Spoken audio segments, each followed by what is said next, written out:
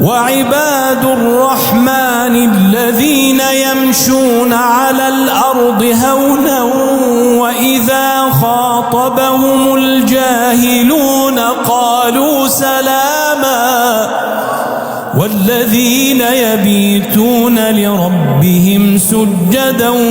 وقياما والذين يقولون ربنا اصرف عنا عذاب جهنم إن عذابها كان غراما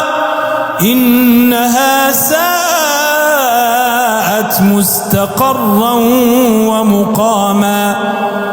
والذين إذا أنفقوا لم يسرفوا ولم يقتروا وكان بين ذلك قواما والذين لا يدعون مع الله إلها آخر ولا يقتلون النفس التي حرم الله إلا بالحق ولا يزنون ومن يفعل ذلك يلقى أثاما يضاعف له العذاب يوم القيامة ويخلد فيه مهانا إلا من تاب وآمن وعمل عملا صالحا فأولئك يبدل الله سيئاتهم حسنات وكان الله غفورا رحيما ومن تاب وعمل صالحا فإنه يتوب إلى الله متابا والذين لا يشهدون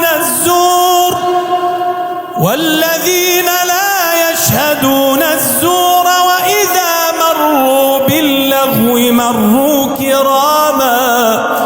والذين إذا ذكروا بآيات ربهم لم يخروا عليها صما وعميانا والذين يقولون ربنا هب لنا من أزواجنا وذرياتنا قرة أعين واجعلنا للمتقين إماما أولئك يجزون الغرفة بما صبروا ويلقون فيها تحية وسلاما خالدين فيها حسنت مستقرا ومقاما قل ما يعبأ بكم ربي لولا دعاؤكم فقد كذبتم فسوف يكون لزاما.